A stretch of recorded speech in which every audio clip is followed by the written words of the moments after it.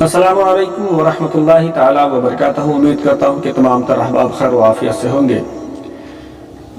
ابھی جو ہم بیان کر رہے ہیں کہ اصلاح معاشرہ، کہ اپنے معاشرے کی اصلاح کس طرح کریں، تو اب تک کے جو بیان میں نے کیا تھا کہ اپنے بچوں کو نشے سے آزادی دلانے پہ ہر لوگ کی ذمہ داری ہے کہ خواہ وہ اپنے بچے ہوں یا دوسرے کے بچے ہوں، ضرور اس پہ کام کرے گا۔ سب لوگ ہم لوگ مل کر کے کام کریں گے تو ایک دن ایسا آئے گا کہ اللہ تبارک و تعالیٰ ضرور ہمیں کامیابی عطا فرمائے گا۔ اب جو ہے معاشرے میں ابھی ابھرتی ہوئی جو باتیں یہ ہے کہ ہماری گھر کی بچیاں کر کیا رہی ہیں، اور ہم ان بچیوں پہ ہماری نگہبانی کس طرح سے ہے، یہ ہمارے لیے بہت اور طلب بات ہے کہ ہم اس پہ کر کیا رہے اور ہمیں کیا کرنے چاہیے۔ آج کے معاشرے میں اگر ہم اپنے بچیوں کی رہن سہن کو دیکھیں تو شاید کہ ہمیں نہیں لگتا ہے کہ ہماری بچیوں کا رہن سہن جو ہے دائرہ اسلام کے اندر ہے۔ ایک بات آپ کو بتا دوں کہ کوئی بندہ، کوئی شخص اگر اپنے حدود کے باہر جاتا ہے، دائرے کے سرکل کے باہر اگر جب وہ نکلتا ہے تو پھر اس کی ذمہ داری، جس طرح کہ آپ نے جو ہے جب بائک یا فور ویلر وغیرہ وغیرہ آپ جب خریدتے ہیں تو اسپیڈ میٹر کا ایک سرکل ہوتا ہے کہ یہاں تک اگر آپ رہیں، گرین، یلو، ریڈ، اس طرح کر کے اس کا کچھ لائنز ہوتے ہیں۔ لیکن ابھی تو ڈیجیٹل میٹر آ گیا ہے، تو پھر ابھی آپ بات کریں گے تو پھر جو پرانے زمانے کے لوگ ہیں، جو پرانے زمانے کے لوگ جو گاڑیاں چڑھے ہیں، ان سے آپ پوچھیں کہ تو واقعی میں آپ کو یہ بات سمجھ میں آ جائے گی کہ اس کے باہر جانے کے بعد کیا ہوتا ہے نا؟ تو آپ بتانے کی زیادہ ضرورت نہیں ہے۔ الحمدللہ ثم الحمدللہ تمام تر احباب، زائرین اور جو بھی ہمارے یوٹیوب سے جڑے ہیں، تمام تر احباب جو ہے سمجھدار ہیں، سمجھتے ہیں کہ میں کیا کہنا چاہ رہا ہوں، زیادہ وضاحت کرنے کی ضرورت نہیں ہے۔ لیکن چلتے چلاتے ایک بات ضرور میں آپ کو بتا دوں کہ دائرہ جو ہے ہمارے لیے بہت اہم ہے، اور اس پہ ہی ہمیں عمل کرنا چاہیے۔ اگر اس کے باہر جاتے ہیں تو پھر ہمارے لیے نقصان کے علاوہ شاید کہ کچھ ہمیں حاصل نہیں ہو سکتی ہے۔ اللہ تبارک و تعالیٰ تمام تر احباب کو پریشانی سے، ہر مصیبت سے، ہر تکلیف سے نجات دلائے۔ تو میں یہ بتا رہا تھا کہ معاشرے کے معاملے میں آج اگر ہم اپنے بچوں کے معاملات کو جب سامنے لاتے ہیں تو شاید کہ اللہ ماشاءاللہ کچھ ایسے ہوں گے جو دائرہ اسلام میں ہیں، ورنہ تمام تر احباب کی بچیاں، بہنیں دائرہ اسلام سے باہر اپنی زندگی گزار رہی ہیں۔ ہمیں کہنے میں کوئی جھجک نہیں، کوئی خوف نہیں، کوئی ڈر نہیں۔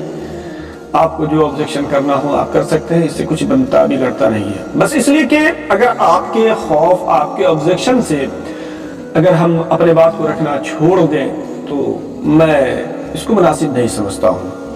آتے ہیں اپنی بات کی طرف بڑھتے ہیں کہ میں ایسا کیوں کہا۔ اگر آپ اس کا معائنہ کریں گے تو شاید کہ یہ بات آپ بھی سمجھ سکتے ہیں۔ میں آپ کو ایک بات بتاتا ہوں کہ میں اپنی ان آنکھوں سے اپنے علاقے کا، اور الحمدللہ ثم الحمدللہ اللہ تبارک و تعالیٰ کا کرم ہے، اس کا احسان ہے، اس کا فضل ہے کہ میں سفر بہت زیادہ کرتا ہوں۔ اس لیے کہ ابھی تک تو آپ ایسے سن رہے ہیں، انشاءاللہ ایک دن ایسا بھی آئے گا جو ہمارے اس چینل کے ذریعہ انشاءاللہ اور بھی طریقے سے آپ استفادہ حاصل کریں گے۔ جس طرح کے روحانیت سے جڑے ہوئے کوئی بھی معاملات ہو، انشاءاللہ عز و جل اگر علاج کی ضرورت پڑ جائے تو انشاءاللہ اللہ تبارک و تعالیٰ نے اگر چاہا تو ہمارے اس چینل کے ذریعہ لائیو ہفتے میں 2 دن ہو یا 1 دن ہو، جیسا وقت میسر ہو، انشاءاللہ ضرور میں آپ لوگوں سے مخاطب ہوں گا اور آپ کی پریشانیوں کو رب تبارک و تعالیٰ کی بارگاہ میں دعا کر کے انشاءاللہ حل کرنے کی اس کی ضرور میں کوشش کروں گا۔ تو اس معاملے سے میں سفر زیادہ کرتا ہوں، اور یہ کہنا مناسب نہیں تھا لیکن پھر بھی میں کہتا ہوں کہ بہت زیادہ سفر کرتا ہوں۔ اور جو بھی سفر میں ہوتے ہیں یا جس علاقے میں پہنچتا ہوں، وہاں کے حالات اور مریضوں کے حالات سے ایک بات تو سمجھ میں آتی ہے کہ ہم نے اپنے زندگی کو دائرہ اسلام میں رکھا ہے یا دائرہ اسلام کے باہر رکھا ہے۔ اس لیے کہ الحمدللہ ثم الحمدللہ سرکار سیدنا غوث اعظم کا فیضان ہے کہ جیسا بھی معاملہ ہو، اگر کرم غوث فیضان غوث اگر جاری ہو جائے تو تمام تر معاملات سے ضرور لوگ نجات پا جاتے ہیں۔ تو اس وجہ سے علاج کی دنیا میں بھی میں رہتا ہوں، میں لوگوں کا علاج بھی کرتا ہوں، جس سے یہ بات سمجھ میں آتی ہے کہ مریض جو ہے وہ کس کنڈیشن کے مریض ہے۔ واقعی میں روحانیت کی وجہ سے شیاطین روحانیت کی وجہ سے ان کی علاج کروں یا ان کو کس معاملے میں جکڑ رکھا، یہ بات سمجھ میں آ جاتی ہے۔ تو ایک بات بتاؤں میں کہ اب تک کے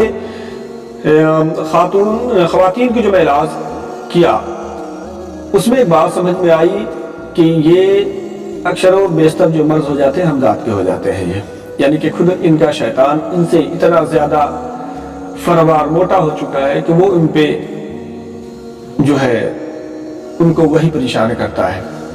اور بقیہ کے بھی شیاطین کے مسائل ہوتے ہیں، لیکن جب استخارہ میں نہیں بلکہ جب میں ان کو دیکھتا ہوں تو وبال اور حمزات یہ دو مسئلے زیادہ آتے ہیں۔ تو وبال اور حمزات ہوتا کیا ہے، کیسے ہوتا ہے، یہ اس بات کو آپ جانے پہلے کہ حمزات جو وہ ہے کہ ہمارے ساتھ بھی ایک شیطان ہے نا۔ جب ہم اللہ اور اس کے رسول کے بتائے ہوئے راستے یا شریعت مصطفی سے ہٹ کر کے جب ہم زندگی گزارتے ہیں نا تو شیطان ہم سے زیادہ مضبوط ہو کر کے وہ ہم پہ وار کرنا شروع کرتا ہے۔ بس اوقات آپ دیکھیں گے کہ جب بچی بلاغت کو پہنچ جاتی ہے تو 100 میں 95% کا معاملہ یہ ہوتا ہے کہ سر میں درد، پیٹ میں درد اور پیر میں درد، یہ درد ان کو زیادہ ہوتی ہے۔ تو کہیں نہ کہیں یہ شریعت سے ہٹنے کے بعد جو زندگی گزارتی ہیں، جو شیطان کے وسوسے میں جو زندگی گزارتی ہیں، اس وجہ سے یہ معاملات زیادہ تر لاحق ہوتی ہیں ان پہ۔ اور جو ہے اب ان کے رہن سہن پہ اگر آپ غور و فکر کریں گے تو آج کا ان کا جو لباس ہے، جو وہ لباس پہنتی ہیں، افسوس تو اس بات کی ہوتی ہے اما ایک بات بتاؤں کہ جو لباس ہماری تھی نا وہ انہوں نے استعمال کیا ہے، جو ان کی لباس تھی وہ ہم استعمال کرتے ہیں۔ اچھا ایک بات بتائیں کہ کرتا پائجامہ پہننا یہ اسلامک لباس ہے یا نہیں ہے؟ میں ایسا نہیں کہتا کہ آپ پینٹ شرٹ نہیں پہنیں، لیکن پینٹ شرٹ پہنیں گے تو آپ کا سطر ڈھک جائے، نہ اس میں کوئی نقصان نہ کوئی فائدہ۔ لیکن کرتا پائجامہ اگر آپ پہنیں گے تو اس پہ نقصان نہیں ہوگا، فائدہ یہ ہوگا کہ اللہ تبارک و تعالیٰ اس کے اجر و ثواب آپ کے نامہ اعمال میں، اس کے اجر و ثواب دے کر کے آپ کے نامہ اعمال میں اضافہ ہوگی۔ جس طرح ٹوپی پہن کر کے نماز پڑھے، اب خواہ ٹوپی پہن کر کے نماز پڑھنے میں الگ ثواب ہے، امامہ شریف باندھ کر کے نماز پڑھنے میں الگ ثواب ہے، اسی طرح پینٹ شرٹ پہننے میں اگر کوئی ثواب نہیں ہے، اگر کوئی نقصان نہیں ہے تو ثواب نہیں ہے، لیکن جیسے ہی آپ کرتا پائجامہ پہنتے ہیں نا تو اس میں اگر کوئی نقصان نہیں ہے تو اس کا ثواب بھی ہے، یہ بات یاد رکھیں، اس لیے کہ اسلامی لباس ہے نا۔ تو بات میں کہیں اور کر رہا تھا لیکن آپ کہیں اور گیا، تو میں یہ بتا رہا تھا کہ ہماری بہنیں جو ہیں، ہماری بچیاں جو ہیں وہ کرتی کیا ہیں، ہمیں ان کو کس طرح پرورش کرنی چاہیے، کیا ان کو سکھانا چاہیے کہ آپ اسلامی لباس پہنیں، سب کا دھیان دیں، پردے کا اہتمام کریں۔ میں اپنے علاقوں سے دیکھا ہوں کہ جو بچیاں صبح میں اسکول یا کالج جاتی ہیں اس وقت کی لباس، اور جب شام میں وہی بچی جب نکلتی ہے اس وقت کا لباس، آسمان اور زمین کے دونوں لباس میں فرق ہے۔ ہم آپ کہتے ہیں کہ اپنی بیٹی کی عزت کی حفاظت کر رہا ہوں، صبح میں جب آپ اپنی بچی کو اسکول لے کر کے جا رہے ہیں تو منی اسکرٹ میں لے کر کے جا رہے تھے، اور شام میں پھر اسی بچی کو جب آپ لے کر کے نکلتے ہیں تو نقاب میں لے کر نکل رہے ہیں۔ کیا آپ نے اپنی بچی کی حفاظت کی بھائی؟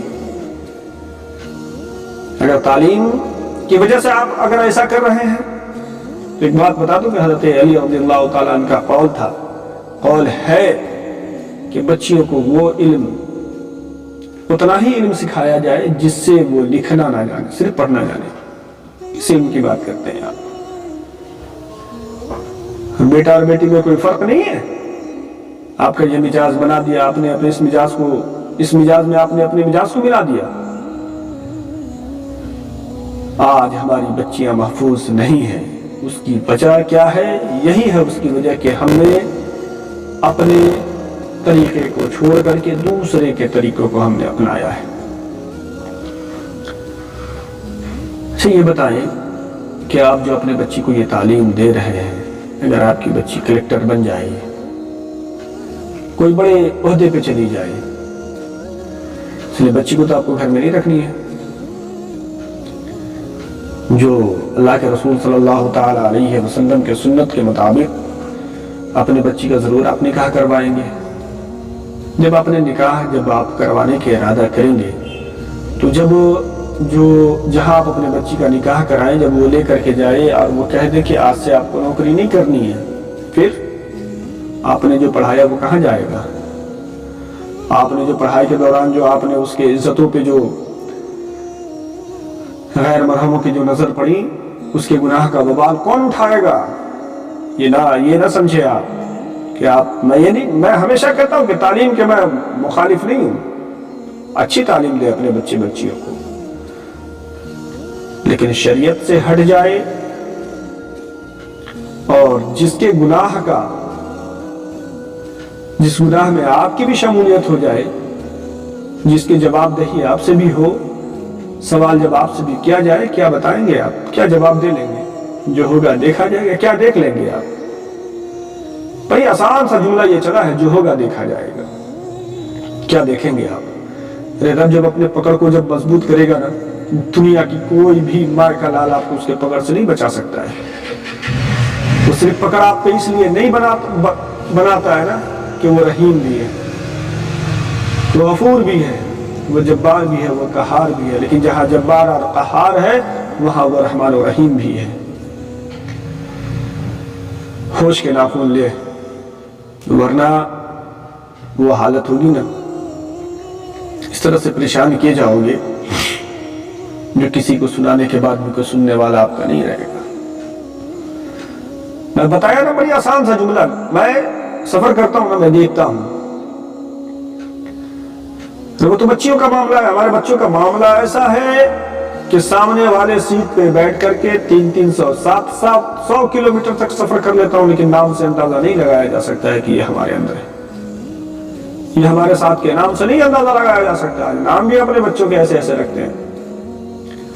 افسوس ہے، مجھے افسوس ہے کہ کم سے کم نام تو اپنے بچوں کو ایسا رکھے کہ حلیہ سے نہ پہچان پائے تو لوگ نام تو پوچھ کر کے پہچان لیں۔ لوگ کہتے ہیں کہ کیا نام رکھے، کیا اپنے بچوں کی نام رکھے؟ آج تو نام کے لیے نا لوگ انٹرنیٹ پہ جاتے ہیں۔ بھائی قرآن و حدیث سے نکالو، پھر اپنے بچوں کی نام رکھو۔ آپ سوچیں اپنے آپ کو، سوچیں کہ آپ کر کیا رہے ہیں، کہاں جا رہے ہیں آپ، اللہ عالم۔ اور اگر ہم نے اپنے بچیوں کے پردے کا اہتمام کر لیا نا، تو اس پردے کا اہتمام کرنے کا اجر جب ہمیں ملے گا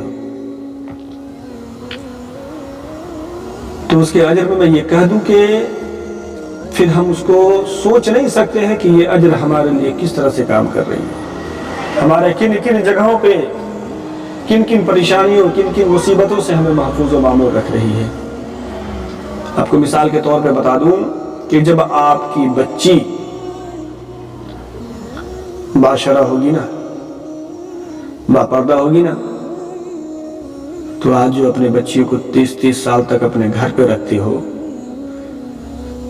اور متاسا کے پیچھے آپ تصویر دینے پہ لگے رہتے ہو نا، اگر آپ نے اپنے بچیوں کی پرورش دائرہ اسلام میں کیا تو انشاءاللہ عز و جل اس بات پہ یقین رکھیں، اپنے رب کے ذات پہ یقین رکھیں کہ سن بلاغت کے کچھ ہی دنوں کے بعد آپ انہیں ان کے گھر پہ آپ بھیج سکتے ہیں، نکاح کی تیاری آپ کر سکتے ہیں۔ ورنہ اس دنیاوی تعلیم کی وجہ سے ہم اپنے بچیوں کی نکاح میں اتنی تاخیر کرتے ہیں کہ واللہ عالم، اگر بچی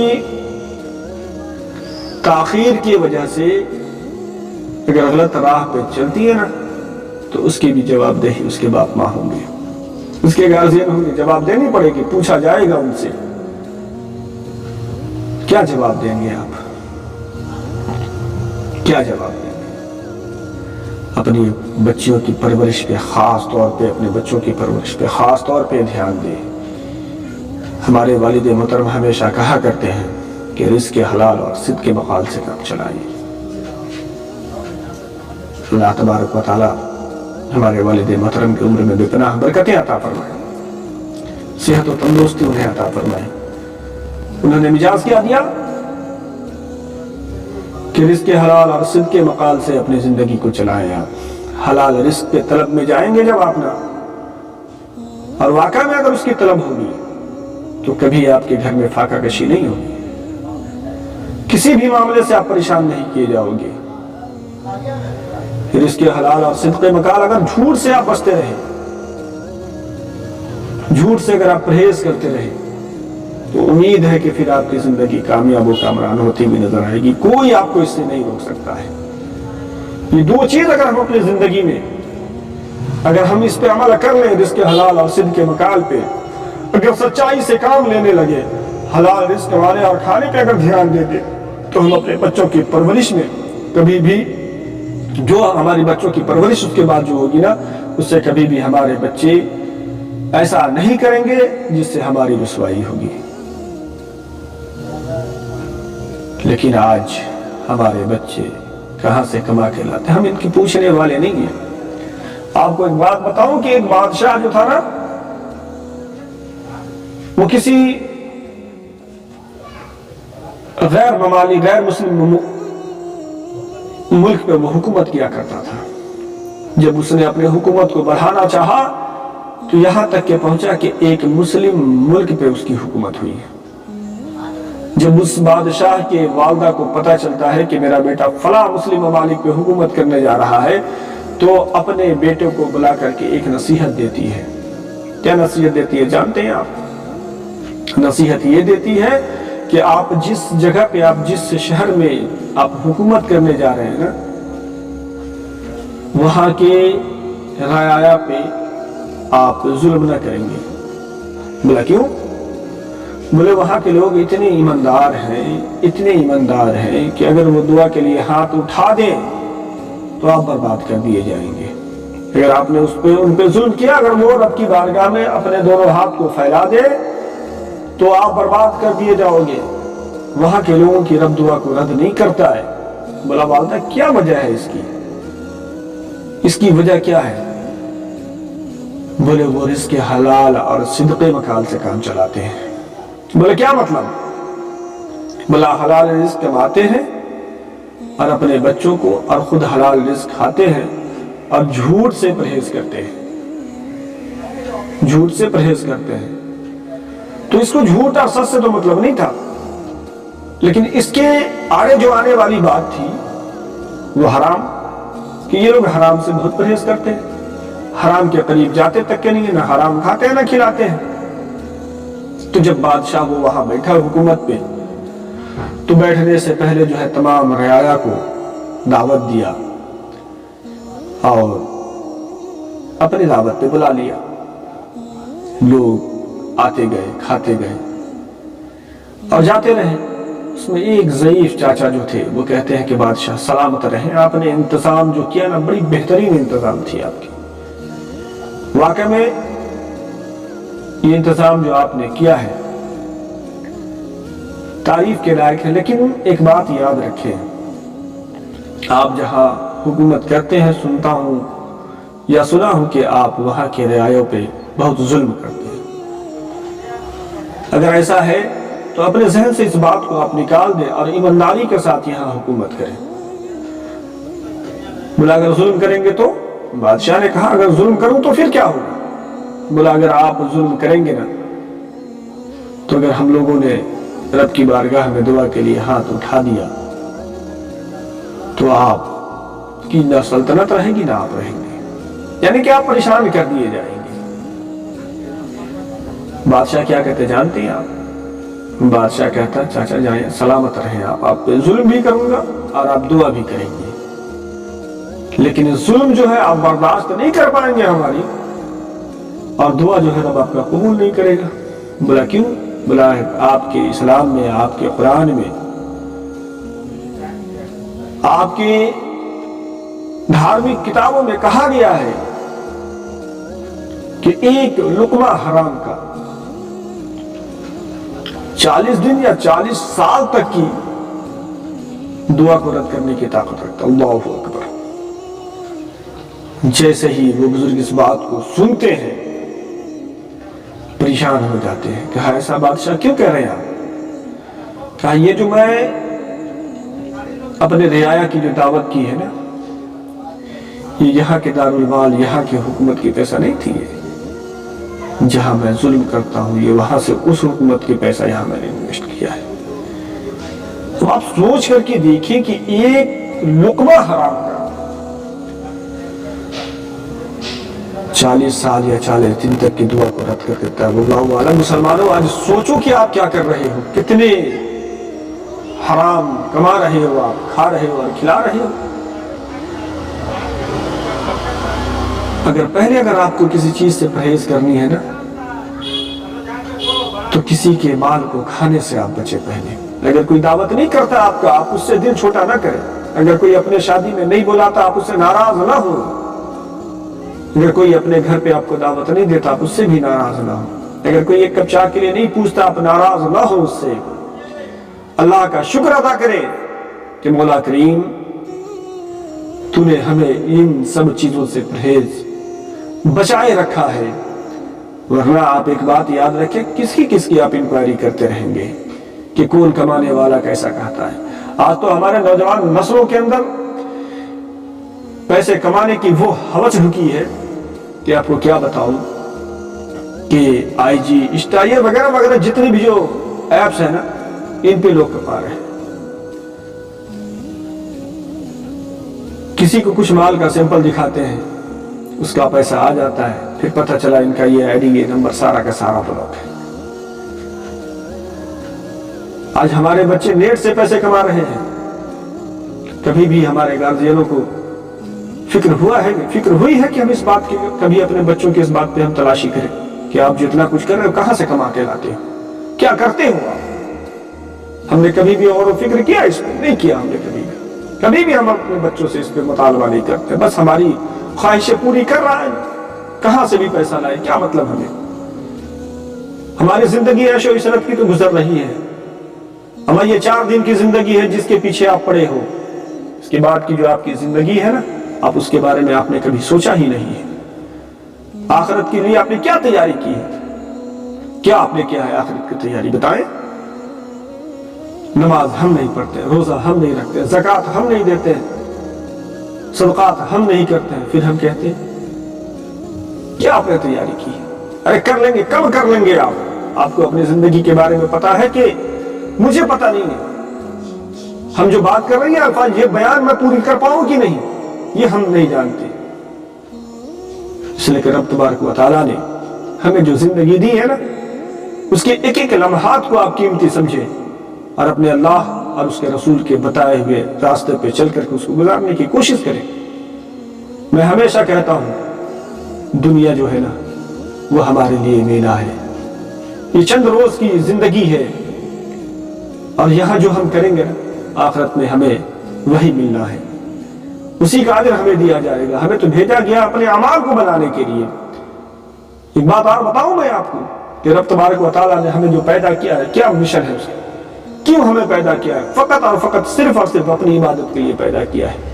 لیکن ہم آج اس بات کو سمجھنے کے لیے تیار نہیں ہے۔ اگر ہم نے جو اپنے بچوں کی جو پروان چڑھایا ہے نا، ہم نے اپنے بچے کی جو پرورش کی ہے، ہماری بھی ایک خواہش ہوتی ہے کہ جب یہ بڑے ہو جائیں، کسی لائق ہو جائیں گے تو یہ ہمیں دیکھیں گے، اور جب وہ ہمیں نہیں دیکھتے نا تو ہم ان کی شکایت اپنے احبابوں سے کیا کرتے ہیں۔ کیا یہ کرنا بہتر ہے آپ کے لیے؟ آپ کو جو اس دنیا میں بھیجا، کیا آپ پہ جو بھیجنے کے بعد جو آپ کو بتایا گیا آپ نے اس کو پورا انجام دیا ہے؟ بے نماز پڑھے ہوئے تو ایک زمانہ ہو جاتی ہے۔ مؤذن صاحب ہمیشہ ہمیں بلاتے رہتے ہیں، لیکن ہمیں توفیق نہ ہوتی ہے مسجد تک کہ ہم جائیں۔ اس بات کو یاد رکھیں، اگر آپ مسجد تک نہیں جاتے ہیں نا، اس میں آپ کی بہادری نہیں ہے کہ آپ نہیں جاتے ہیں، ہمارا رب آپ کو توفیق نہیں دیتا کہ آپ مسجد تک جائیں.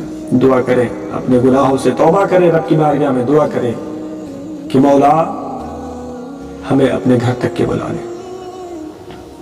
مسجد کی آپ جانتے ہیں خانہ خدا ہے نا. ایک بات بتاؤں میں آپ کو کہ مسجد ہے کیا. انشاءاللہ اس بات کو بتاؤں گا آگے والے بیان میں. اس بات کو ضرور میں بیان کروں کہ مسجد کیا ہے. مسجد جانا ہم کیوں نہیں جا پاتے مسجد؟ اس لیے کہ رب نے ہم سے وہ توفیق چھین رکھا ہے. ہمارے گناہوں کا گٹھنی اتنا موٹا ہو چکا ہے, اتنے بھاری وزنی ہو چکے ہیں کہ ہم اسے نہیں اٹھا پائے. آپ اپنے گناہوں سے توبہ کریں اور پھر آپ مسجد تک جائیں. اگر مسجد تک آپ جانے لگے تو آپ سمجھ جائیں کہ رب آپ کا راضی ہے. مسجد جانے لگے تو سمجھ جائیں کہ رب آپ کا راضی ہے. اور جب رب راضی ہے نا تو پھر آپ رو رو کر کے گر گڑا کر کے دعا مانگے نا. وہ غفور الرحیم ہے, ضرور آپ کے گناہوں کو بخشے گا. دعا تو مانگے آپ, پھر اس کے بعد آپ اپنے بچوں کے لیے دعا مانگیں. اگر آپ کے والدین ہیں تو ان کے صحت و تندرستی کے لیے دعا مانگیں. ایک بات بتا دوں, وہ دعا رد نہیں کی جاتی ہے جو نبی اور اس کے آل کے صدقے میں مانگی جائے. وہ دعا رد نہیں کی جاتی ہے جو اپنے والدین کے بھلائی کے بعد جو دعا مانگی جائے, وہ بھی دعا رد نہیں کی جاتی ہے. اگر آپ کے والدین ہیں نا تو آپ ان کے صحت و تندرستی کے لیے دعا کریں. آپ پھر اس کے بعد اپنے رب سے اپنے معاملات کو رکھیں. کیا رکھیں گے؟ وہ تو کہتا ہے اگر تو ہم سے مانگے تو میں تجھے ضرور دوں گا. کیا مانگیں گے آپ؟ یہ مانگ لیں کہ مولا دونوں جگہ کی بھلائیاں نصیب عطا فرما. اس سے زیادہ کیا مانگیں گے؟ اگر آپ واقعی میں کچھ مانگنا چاہتے ہیں, والدین کی صحت و تندرستی مانگیں, اپنے ایمان کی حفاظت مانگیں, اپنے عقیدے کی حفاظت مانگیں. دنیا مانگنے کی ضرورت نہیں ہے آپ کو. اگر دین مانگ لینا تو دنیا اس میں شامل ہے, سب کچھ مل جائے آپ کو. لیکن پہلے یہ مانگے کہ مولا اگر تو اپنے گھر پہ بلایا ہے, مسجد اگر آنے کی توفیق دی ہے, تو اس توفیق کو جب تک کہ ہماری زندگی رہے مولا یہ توفیق ہمارا سلامت رکھنا. اگر آپ کے رشتے مسجدوں کے ساتھ اگر مضبوط ہو جائے نا تو دنیا کے ہر میدان میں آپ کامیاب ہیں. دنیا کے ہر میدان میں کامیاب ہیں. اللہ تبارک و تعالیٰ کی بارگاہ میں دعا گو ہوں کہ مولا جو میں نے کہا اگر کہنے میں کوئی غلطی ہو گئی ہو تو مولا اس سے بخش دے اور معاف عطا فرما. جو صحیح ہے سب سے پہلے ہمیں, اس کے بعد تمام احباب کو اس پہ عمل کرنے کی توفیق عطا فرما. بولنے میں جو غلطی ہو گئی ہو مولا میں اس سے توبہ کرتا ہوں. استغفر اللہ ربی من کل ذنب واتوب الیہ. کلمہ شہادت اشہد ان لا الہ الا اللہ واشہد ان محمدا عبدہ ورسولہ وما علینا الا البلاغ.